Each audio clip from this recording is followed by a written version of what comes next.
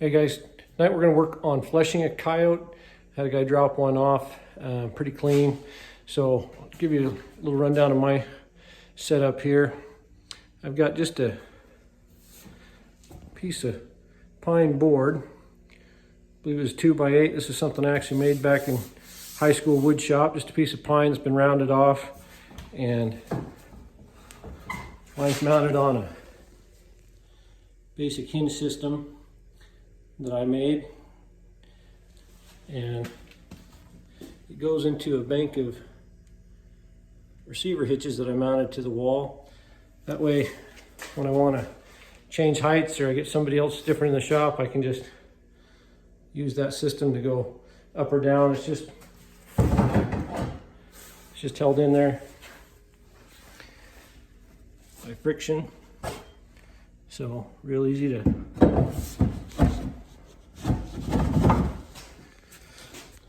change the setup there. So depending on what I'm doing, some critters I like a steeper angle, some I like a flatter angle, so this works well for me. Just using my belly to hold it in position. And I got different size boards there depending on what we got going on. So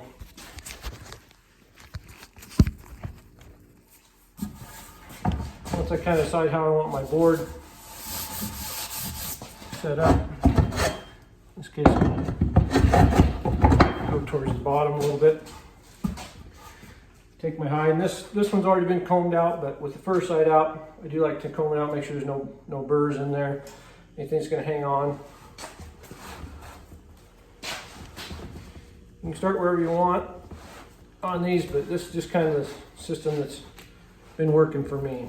So I've got big fleshing knives, I got small fleshing knives, I got expensive fleshing knives, I got cheap ones. Coyotes, I find the $10.99 special you get from the trapping supply houses works just as well as anything. I don't like a sharp knife when I'm doing coyotes. I actually find that the shorter width works really well for me.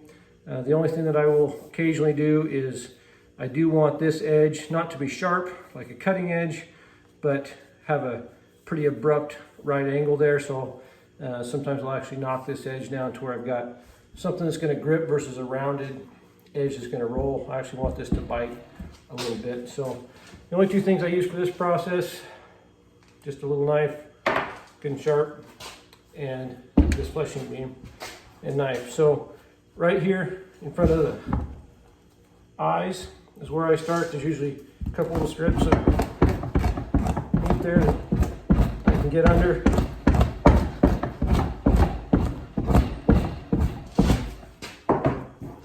Once I work. All right, I'm back with a sharp knife. I'm pretty aggressive on what I take for cartilage off these ears. Really unnecessary for the fur trade, just slows down the whole drying process. So I get fairly aggressive on trimming that out. If you want, say you're in a wetter environment where things aren't going to dry as well, you can remove this whole thing, and you can just kind of slide your knife that way, get in there if you want.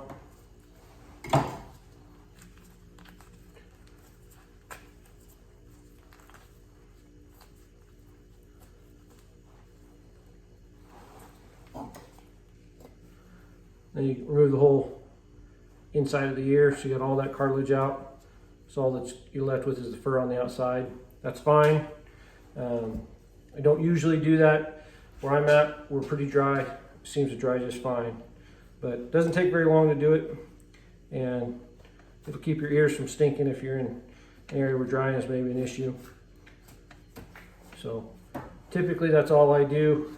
If anything, what I might do is go and just split that ear. If you split it, that opens all that up. It's going to dry, it's going to shrivel up.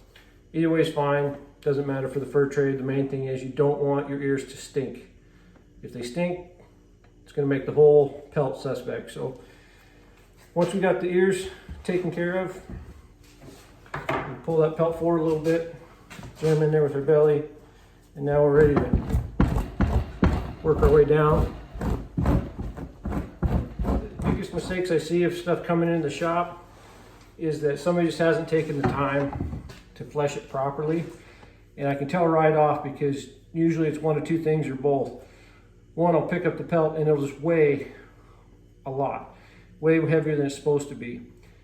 Two, I'll go to snap that pelt, it'll be either super stiff or super wiggly. Like it just doesn't have that dry newspaper crackle to it. So it means that there was either way too much fat left on it and it just didn't dry, or sometimes there's too much meat and some other things that actually almost like jerky in there to where it won't crinkle, it'll just be kind of stiff. So you want to make sure you get everything off. A lot of times these fattier coyotes like this actually flesh a little bit better because you got kind of a layer under there that between the leather and the flesh that you can kind of get with your knife, and it just kind of peels off pretty nice. Anytime you're getting close to a bullet hole, you want to be a little cautious. There, I just went right over one. And looks like entrance, exit.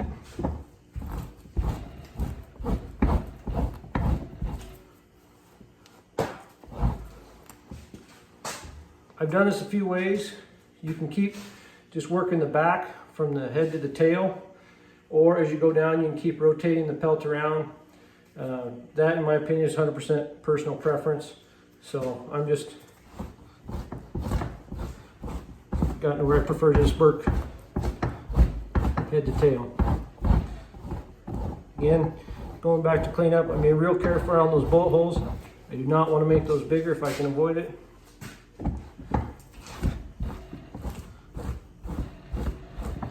This is the next trouble area for most guys, is the base of this tail.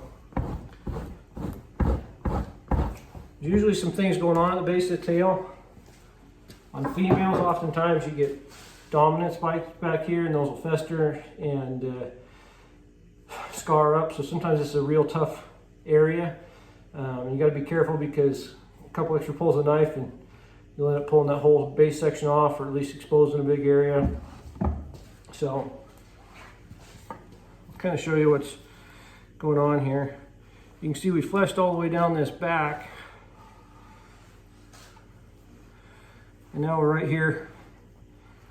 Kind of our flesh pile is right to the base of the tail. Every coyote's going to be a little different. Some of the skinny ones, it gets real stringy here, it can be tough. And on this one, I could probably just keep pushing right off. There's not a lot of scarring back here, but I do usually like to take this, split that open, and sometimes I'll just run my knife right along here, and this will kind of create a divide where everything here gets pushed this direction, everything here gets pushed this direction, and that sometimes just helps me get through that base area. Again, on this particular coyote, this was probably an unnecessary step, but on some tougher coyotes you might find that that's helpful. Once it's like that,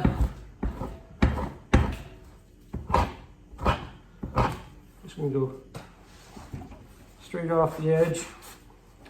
I like to keep the grease out of the pelt. Flip it.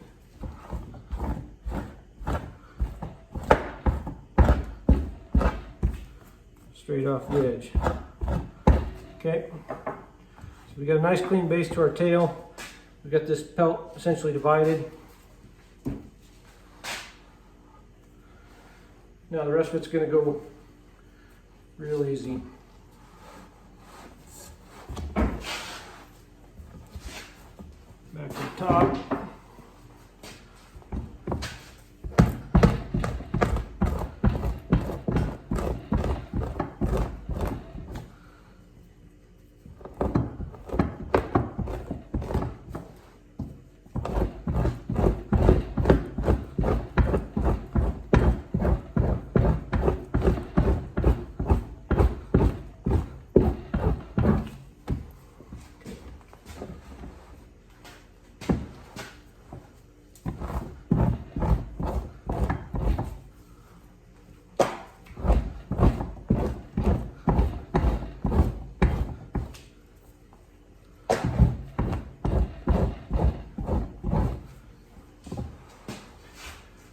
Always going back and just double checking that you didn't miss something, or try to keep that fat out of the fur.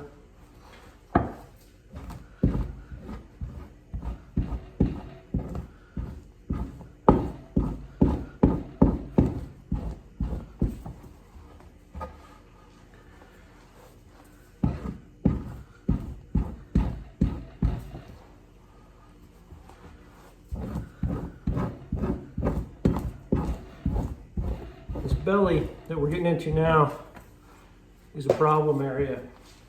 This is where guys create a lot of extra sewing for themselves,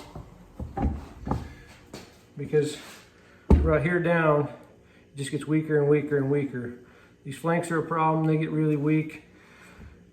Anytime you work around nipples, you're going to have potential there to rip a pelt, and it does not take much at all. So I'm using real light, short strokes. The more you do this, the faster you get. I'm trying to slow this down a little bit for the video, but just letting the weight of the knife basically in this section do the job. So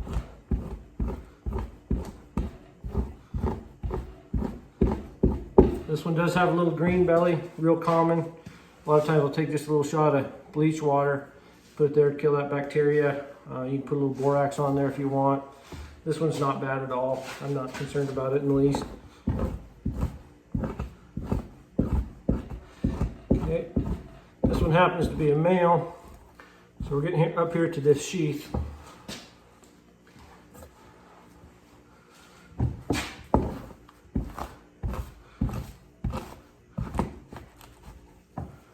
So what I usually do on that is try to get everything freed up around it. And what we've got right here is this sheath, and it's got that bone in there which you can free up. You see that thing pops right out. I usually like to remove this sheath.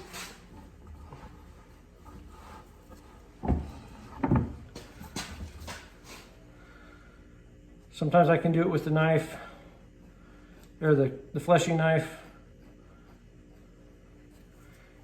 Okay, it just makes that belly even just a little bit cleaner. And I go right down to the end.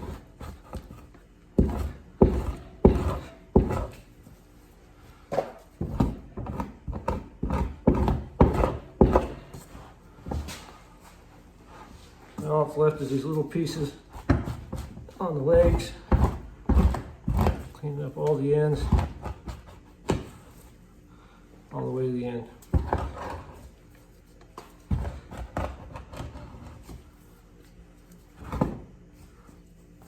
Okay, one last leg. Should be home free.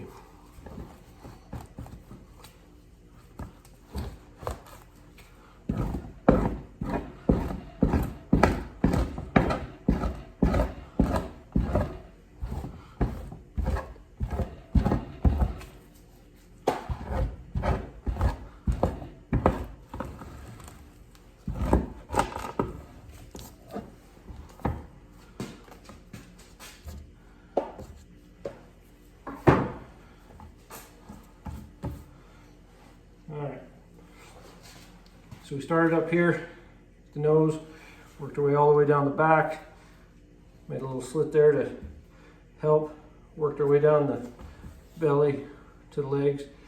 Now we have a nice pelt that's free of flesh. Anything that's left is very thin, certainly going to dry properly. So hope that helped. Nothing fancy, basic tools, simple sheet, sharp knife,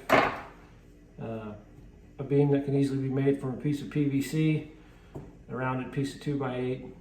Just about anything will work. Doesn't have to be complicated to get the job done. Fence posts, I've seen guys make them out of fence posts. Just a nice 6 or 8 inch round fence post works really good. So hope this helps. We'll talk to you later.